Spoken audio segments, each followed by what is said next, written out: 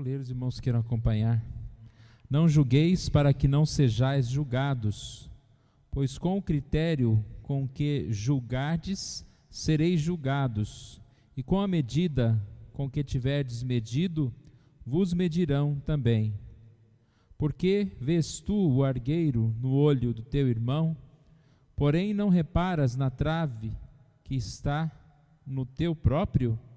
Ou como dirás a teu irmão: deixa-me tirar o argueiro do teu olho, quando tens a trave no teu? Hipócrita, tira primeiro a trave do teu olho, e então verás claramente para tirar o argueiro do olho de teu irmão. Vamos orar mais uma vez?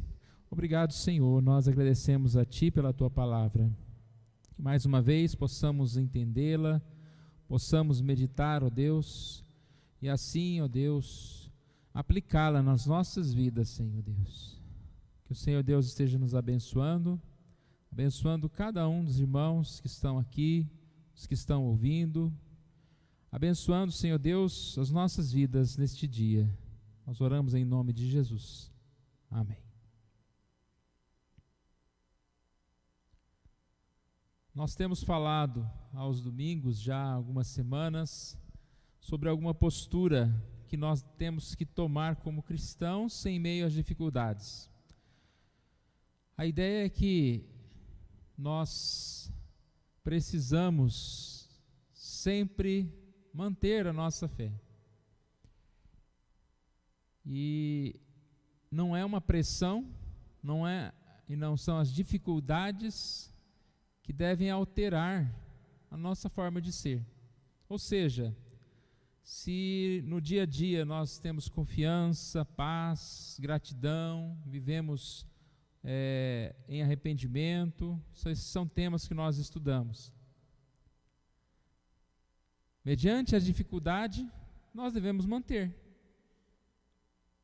Além de manter, eu acredito que nós somos até mais fortalecidos em meio às dificuldades e sofrimentos. A confiança aumenta, a nossa paz em Deus deve aumentar, devemos nos fortalecer, a gratidão deve ser constante.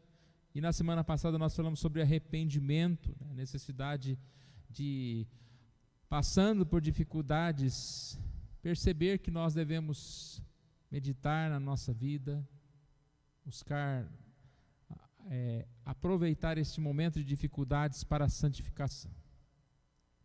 Hoje eu quero falar sobre sofrimento e relacionamento. Esse tema está muito relacionado ao que aconteceu.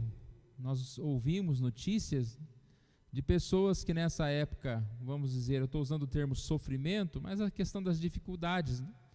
Com as enfermidades, com esse tempo novo que nós estamos passando. E a questão do isolamento. Então nós ouvimos muito falar sobre pessoas que, de tanto ficar junto, né, isolados, começaram a discutir e a brigar e a separações. Então será que o sofrimento causa mais problema? E a gente percebe que em algumas situações sim, muitas brigas estão relacionadas às dificuldades. Se tem uma dificuldade financeira, você acaba discutindo. Você tem uma dificuldade nessa questão do isolamento, são pessoas diferentes, com necessidades diferentes e gostos diferentes, e acabam discutindo. Mas mais uma vez, nós como cristãos, em momentos de dificuldade, seja isolamento, a nossa vida não deve mudar. Pelo contrário, a gente deve aproveitar esse tempo juntos, para viver melhor, para nos alegrarmos uns com os outros. Eu usei uma frase algumas vezes aqui, que fala, a ocasião faz o ladrão, e essa frase, se ela for interpretada literalmente, ela está errada, né? Porque a ocasião não faz o ladrão, mas sim revela o ladrão. Ou seja, não é porque eu tenho uma oportunidade de roubar essas flores aqui, né? Quando ninguém está vendo, eu vou roubar e levar para minha casa.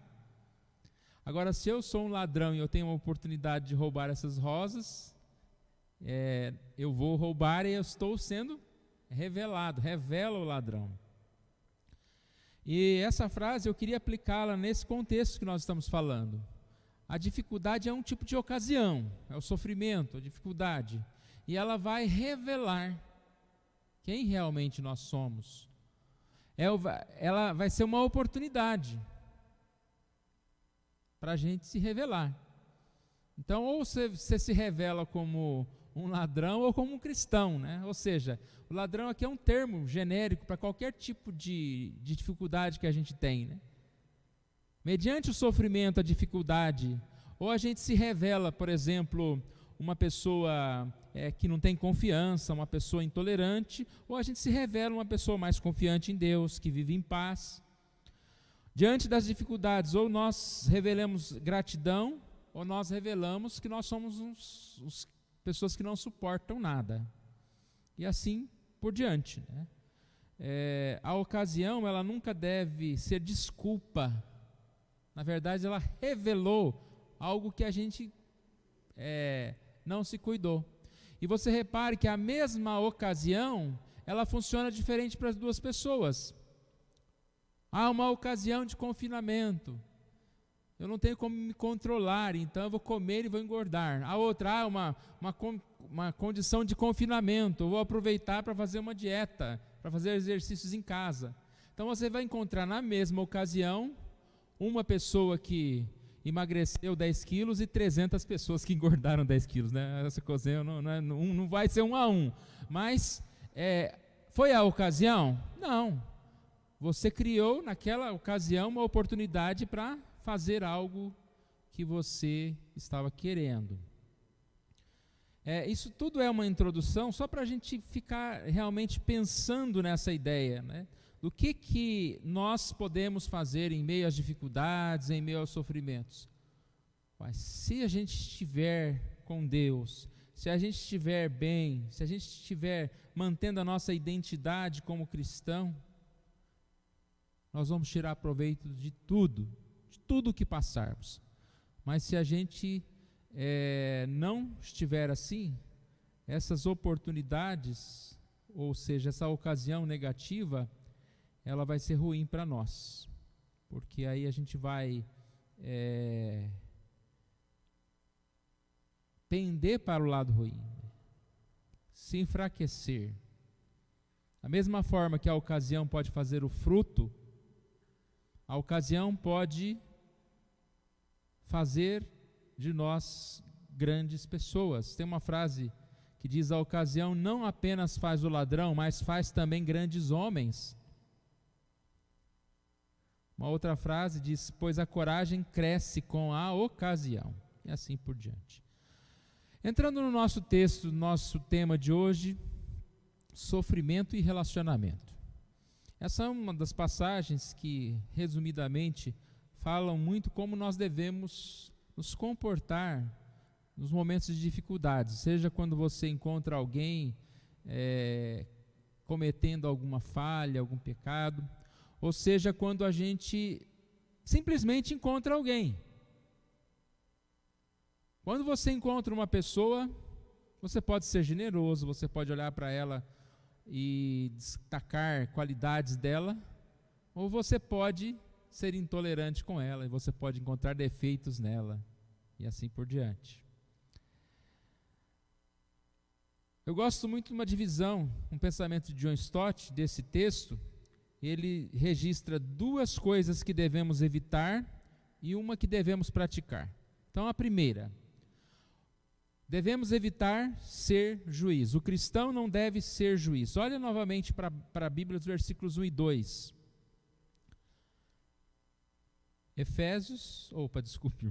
Mateus, capítulo 7, 1 e 2. Não julgueis para que não sejais julgados, pois com o critério com que julgardes, sereis julgados. Com a medida com que tiverdes medido, vos medirão também. Essa frase inicial, não julgueis, o que será que ele quer dizer com isso? A ideia aqui não é simplesmente você não ter uma opinião em relação às outras pessoas, ter um discernimento, A ideia de não julgar aqui é não censurar. A palavra está relacionada a alguém que olha, como eu disse há pouco, para uma pessoa e tem as piores intenções em relação a essa pessoa, os piores pensamentos, os piores julgamentos. Não julguei dá a ideia de você não assumir um papel de juiz. Tem uma passagem em Romanos 14:4 que diz: quem és tu que julga o servo alheio? Para o seu próprio Senhor está em pé ou cai. Aqui dá a ideia de um escravo, e eu vou julgar o escravo do outro. Quem que pode julgá-lo? O seu dono. Trazendo para nós, né? Eu vou julgar o meu irmão, mas ele é um servo de Deus. Quem pode julgá-lo? É o Senhor, não sou eu. E o texto diz mais: estará em pé, porque o Senhor é poderoso para o sustentar ou para o suster. Então, eu não devo julgar o meu próximo. 1 Coríntios 4:5 diz que nós não devemos julgar antes do tempo, antes da hora. Há um dia, há um tempo. E como nós estudamos hoje cedo, a ideia aqui é que não é o homem que julga, é Deus. Na lição de hoje fala que Jesus estava sozinho, julgando, cumprindo o seu juízo. Estava sozinho porque não tinha ninguém. Por que não tinha ninguém? Porque nenhum de nós tem essa autoridade para julgar, senão Deus. Deus é aquele que julga todas as coisas. Aqui esse versículo também diz: não julgueis para que não sejais julgados. É um alerta muito interessante isso. A gente tem que tomar cuidado, porque se a gente começa a julgar todo mundo, a criticar os outros, o que vai acontecer logo? Essas pessoas vão olhar para nós. E o que elas vão procurar em nós? Os nossos defeitos também. Se eu emitir um julgamento ruim contra o Márcio, a primeira coisa que ele vai fazer é pensar em alguma coisa ruim para falar contra mim. Imediato isso, é humano, é natural. E a gente percebe, quando a gente vê essa guerra que a gente vê na política, em tantos lugares, né?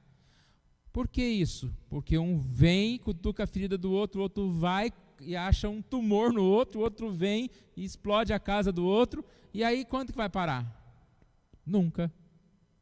Quando não há humildade, quando não há essa quietude, né, eu percebo que a gente está e terá problemas. Eu achei interessante uma vez que uma senhora colocou na internet lá que ela tinha sido denunciada, né? Ela tinha um trabalho e estava, sabe essas coisas de porta fechada que não pode? Ela estava fazendo um trabalho, né? E tinha sido denunciada. Estava brava denunciando. Aí a gente vê o indivíduo e fala: mas esse indivíduo fica o dia inteiro falando mal de todo mundo na internet. Imagina se alguém não ia denunciá-la. Ou seja, não é? À medida que eu aponto, aquela história, né? Aponto um dedo, tem 4 apontados para mim. Né? Então, não julgueis para que não sejais julgados. Mas independente disso, como nós já vimos há pouco, o julgamento pertence ao Senhor. Eu vejo as coisas hoje de forma nublada.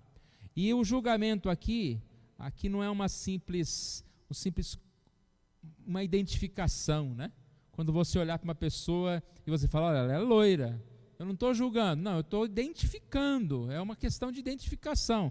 A Bíblia não fala que a gente tem que ser ignorante, burro e não reconhecer o que está acontecendo. A gente tem olhos, a gente tem ouvido, a gente entende. Não é esse tipo de julgamento.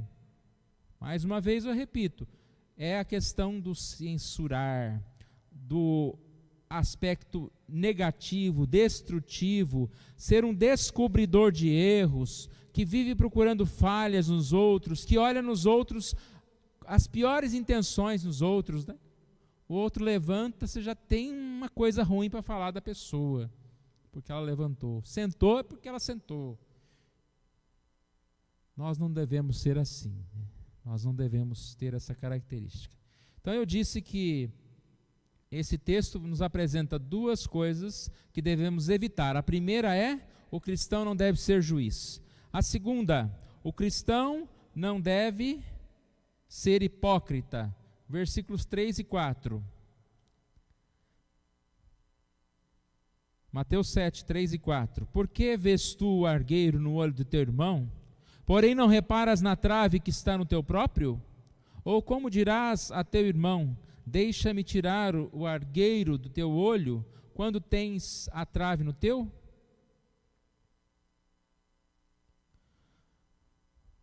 O que esse texto quer nos mostrar? Eu não devo ser hipócrita. O que esse texto está chamando de hipócrita?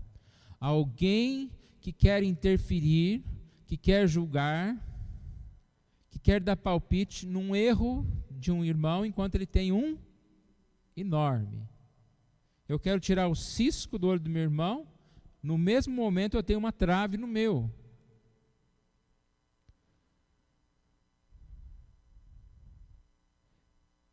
O juiz, nós falamos há pouco que nenhum de nós é capaz de ser juiz. Jesus sozinho julga, Pai, Filho, Espírito Santo, Deus julga sozinho, porque Ele é perfeito, não tem pecado.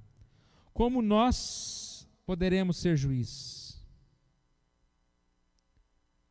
Se nós condenamos os outros, mas nós mesmos pecamos mais do que os outros. Essa figura chega a ser ridícula, né? Uma figura de uma pessoa lutando para tirar um cisco do olho de alguém, mas ele tem uma tábua no seu próprio.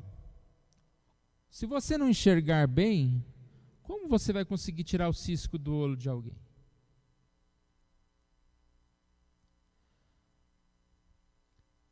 O que ele está chamando de hipócrita aqui? Essa tendência de exagerar as falhas dos outros. Na verdade, quando você olha o cisco no olho do seu irmão, você está enxergando uma trave.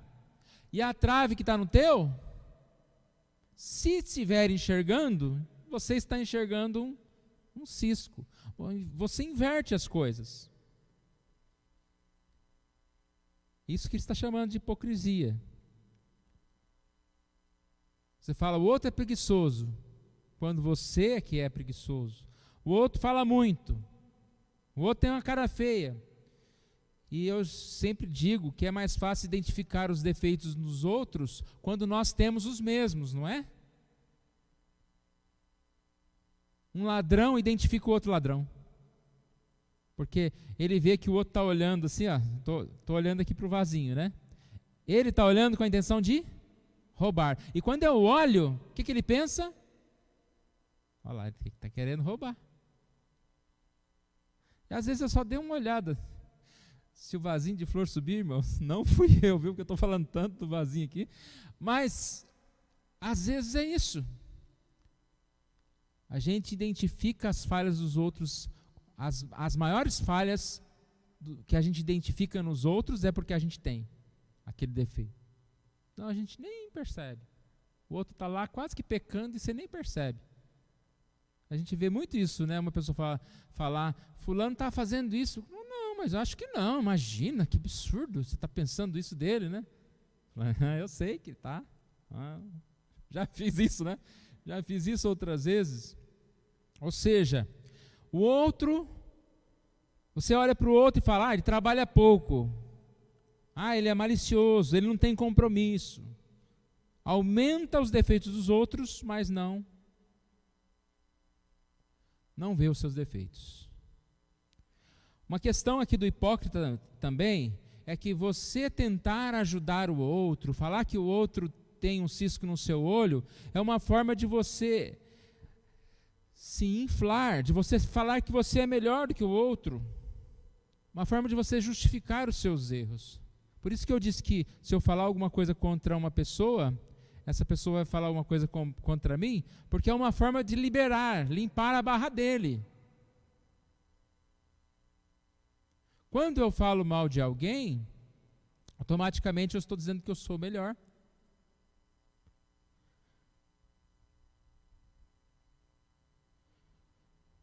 Devo então evitar essas primeiras duas coisas. O cristão não deve ser juiz, o cristão não deve ser hipócrita. Mas vamos à característica positiva, que é o mais importante de falar o que eu devo ser, o que eu devo fazer. Antes, o cristão deve ser o irmão. Versículo 5, hipócrita, tira primeiro a trave do teu olho, e então verás claramente para tirar o argueiro do olho de teu irmão. O texto não fala que nós não devemos ajudar o nosso próximo, que nós não devemos fazer alguma coisa ao nosso próximo, mas ele está dizendo aqui então que se eu quero ajudar o meu próximo, eu tenho que tirar a trave do meu olho. E nada mais lógico do que isso. Só vou poder ajudar o meu próximo quando eu retirar essa trave do meu, porque eu vou ver claramente. Quanto mais eu buscar paz com Deus, mais eu posso falar de paz com Deus com meu irmão. Quanto mais eu sei, estudo a palavra, mais eu posso falar da palavra de Deus com meu irmão. Lembra na semana passada, nós lemos um texto de Jesus falando com Pedro, e Jesus diz, Pedro, quando te convertestes, eu até não citei esse finalzinho, o que diz lá? Fortalece aos teus irmãos.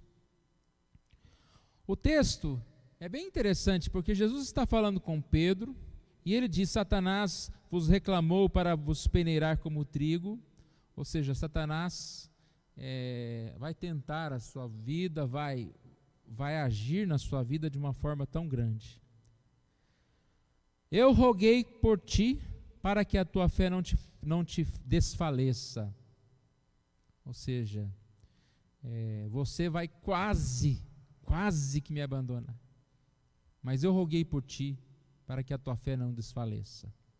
E aí ele diz aquela frase enigmática, né? Quando te converteres, eu disse, não que Pedro não era convertido, ou que ele perdeu a conversão e depois ele foi convertido pela segunda vez. Não, é que Pedro iria desviar tanto do caminho, e que depois ele teria que voltar a esse caminho. Essa é a conversão do retorno. E a sequência do texto, Jesus fala, você vai me negar. Então nem tinha acontecido ainda o negar. Então Jesus está falando toda uma sequência de coisas, e aqui eu tento tirar para nós a lição em relação ao cristão antes deve ser irmão. Hipócrita, tira primeiro a trave do teu para depois ajudar o seu irmão. Pedro tinha condição de ajudar alguém? Pedro tinha condição de ser exemplo para alguém? Alguém que estava negando Jesus? Quando te converteres, aí você fortalece os teus irmãos. Essa é a palavra. No lugar de julgar, no lugar de ser hipócrita, querendo tirar o cisco do olho do meu irmão, primeiro eu tenho que buscar tirar a trave do meu, buscar arrependimento, buscar santidade.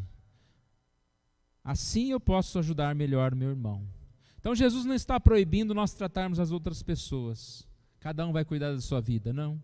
Ele está dizendo que primeiro você deve buscar tirar o ergueiro do seu olho, para assim poder tirar o ergueiro do seu irmão. Tira primeiro a trave do seu próprio olho, para que com claridade e visão possa tirar o ergueiro ou o argueiro do olho do seu irmão. Sempre cito a ideia da máscara do avião que cai e você, desesperado, vai colocar na boca do seu filho. A instrução diz, você tem que colocar primeiro em você, e aí você, respirando bem, você pega a outra máscara e coloca na boca do seu filho. Porque senão você coloca na boca dele, desmaia lá, né? Se for uma criancinha, vai perecer junto. Como eu posso ajudar o meu irmão? Primeiro, busque ajudar você mesmo.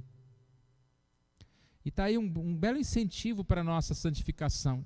Quando eu busco a santificação, quando eu busco andar com Deus, é uma forma de eu também estar abençoando a minha família, os meus filhos, meu esposo, abençoando as pessoas que trabalham comigo, porque eu vou ter condição de abençoar, de fortalecer o meu irmão. Essa questão de falar dos outros, de criticar os outros, é muito séria, né? Porque muitas vezes ela vem numa hora em que a gente está ruim. você não está bem, e você, por não estar bem com Deus, por não estar bem com você mesmo, você acaba também criticando as pessoas. A Bíblia diz em Gálatas 6 que a gente deve corrigir os outros. É um outro texto que também nos ajuda a pensar nisso. E lá o texto diz: vós que sois espirituais, também baseado no que nós acabamos de dizer, né? Você que está buscando a Deus, você tem maior qualidade, maior condição de corrigir. Isso aqui, irmãos, não pode servir como uma justificativa quando alguém vier nos corrigir, e eu usei o exemplo aqui do Márcio, quando alguém vier nos corrigir, a gente não ser humilde para aceitar a correção porque essa pessoa não é digna de me corrigir. Aí pronto, né? Isso serve na mão contrária. Eu devo pensar que para eu corrigir meu irmão, eu devo estar santo. Mas seja quem for, pode ser um bêbado, um drogado, uma pessoa, e vem corrigir você, se ela tem razão, eu devo pensar naquilo que foi dito. É claro que se a pessoa vier com uma crítica totalmente sem base, sem lógica, você não tem nem que parar sobre isso, né? A crítica sempre é importante para nós. A gente não gosta, né, de ser criticado. Dificilmente você é criticado e você, ai, que bom, obrigado, né? Só se for de hipocrisia que você fala isso, né? A gente não gosta, mas devia gostar mais, porque demonstra uma preocupação para com você, e tudo é importante para a gente crescer, toda palavra, né, é importante para a gente. Se alguém vem e dá uma sugestão, pelo menos você pensar naquilo, pode te ajudar. Então o texto de Gálatas diz: corrige-o, vós que sois espirituais, e também diz lá, com espírito de brandura. Aqui está a chave desse texto, né? Que nós não devemos julgar, ou seja, ser amargos, ficar falando mal das pessoas. Nós não devemos ser hipócritas, ficar olhando o cisquinho, né? O fulano, você pisou na linha, mas você está com as duas pernas deitado, né, na linha inteira lá e reclamando do outro. Mas nós temos que ser irmãos. Irmãos. O que irmão faz? Irmão, ele vê o outro cometendo um erro ou indo para um buraco, o irmão vai lá ajudar. Você vê uma pessoa caminhando para um buraco, você vai ficar lá parado torcendo para ver ele cair no buraco? Às vezes acontece isso, né, irmãos? Tão triste. Não, a gente tem que ir lá e ajudá-lo, tentar tirá-lo, demovê-lo dessa ideia de ir para o buraco. E a melhor forma de fazer isso é você estar bem com Deus e é você buscar esse espírito de brandura, humildade, consciente que você não é melhor do que ninguém. Aqui a ideia é de realmente tratar com amor as pessoas, ser generoso, cuidar das pessoas. Sofrimento e relacionamento. Como nós temos vivido esses dias, irmãos? Eu quero voltar à ideia inicial. O que tem mudado, o que tem melhorado, o que tem piorado. Acredito que a gente tem que cuidar. Lembra da questão da ocasião faz o ladrão? Essa frase, se ela não for usada literalmente, ela tem muito sentido. A ocasião, ela é chamada como se fosse a tentação. Faz o ladrão, faz o adúltero, seja qualquer uma dessas qualidades negativas de pecado. Não é que ela faz no sentido que você é obrigado, entendeu? É a questão da tentação. A ocasião, ela é um perigo. Ela é um perigo. Qual é o perigo maior para você? É perder a confiança? É perder a paz? É se enfraquecer? É buscar o pecado no lugar do arrependimento? É ter problemas de relacionamento? Esquecer da gratidão? A gente poderia ficar uma lista enorme. Qual o perigo? Tem o texto que fala que a gente deve fugir, né? Não dar ocasião à carne. Eu devo me afastar daquilo que é a ocasião para que eu me afaste de Deus. É Gálatas 5,13. Porque vós, irmãos, fostes chamados à liberdade, porém não useis da liberdade para dar ocasião à carne, sede antes servos uns dos outros, pelo amor. Pelo amor. Afastar. Aí alguém pode falar, mas como que eu me afasto de uma ocasião de sofrimento, de isolamento, né?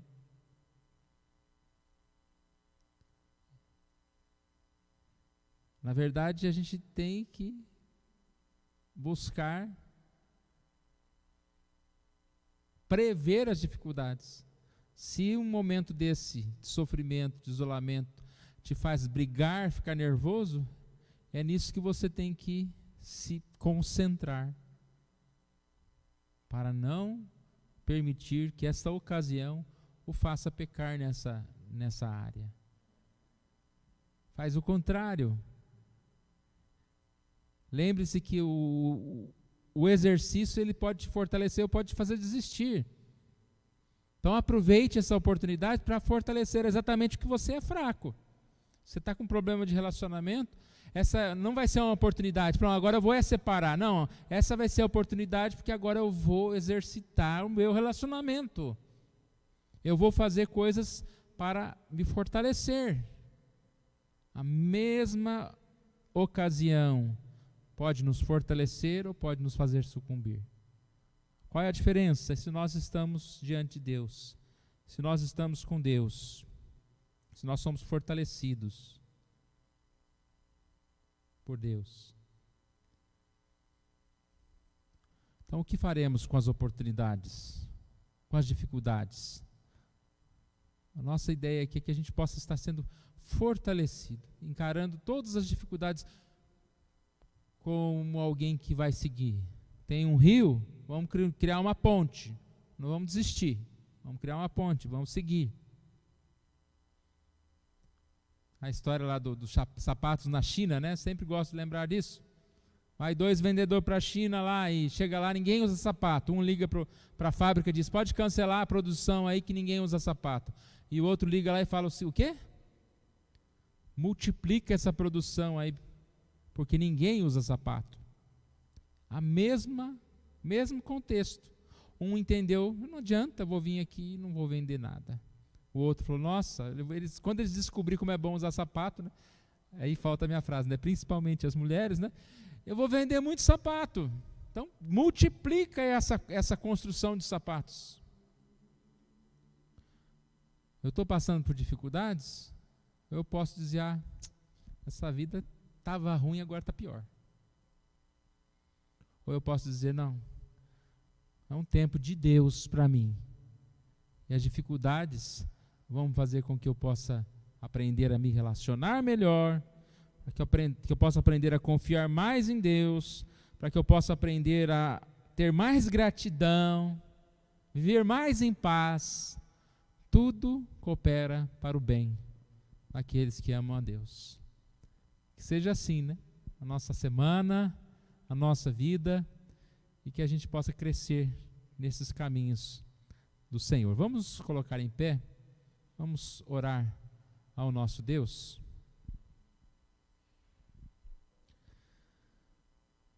Obrigado, Senhor, nós agradecemos a Ti pela oportunidade que o Senhor nos dá. Agradecemos a Ti, Senhor, porque nós podemos cada dia aprender, crescer nos Teus mandamentos. Sabemos que o dia de amanhã pertence a Ti. Nós não sabemos o que virá, sejam mais dificuldades, sejam livramentos, mas que nós possamos aprender a viver em gratidão, confiantes no Senhor, ó Deus. Eu te peço, ó Pai, pelos relacionamentos, que nada mude, ó Deus, e que se algo venha a mudar, que seja para melhor, que nós possamos aprender a valorizar mais as pessoas, nesse tempo que a gente nem pode se aproximar das pessoas, a valorizar as pessoas, e quando estivermos mais próximas delas, ó Deus, que possamos tratá-las melhor. Quanto ao relacionamento na casa, ó Deus, que oportunidade que nós temos, talvez, de ficar com os nossos filhos, ficar mais tempo uns com os outros, que nós possamos aproveitar esse tempo de qualidade, sem viver tensões desnecessárias, discussões tão inoportunas, mas que nós possamos crescer em amor. Obrigado pela vida, obrigado, ó Pai, por tudo que o Senhor tem nos dado, ó Pai. Nós oramos em nome de Jesus. Amém.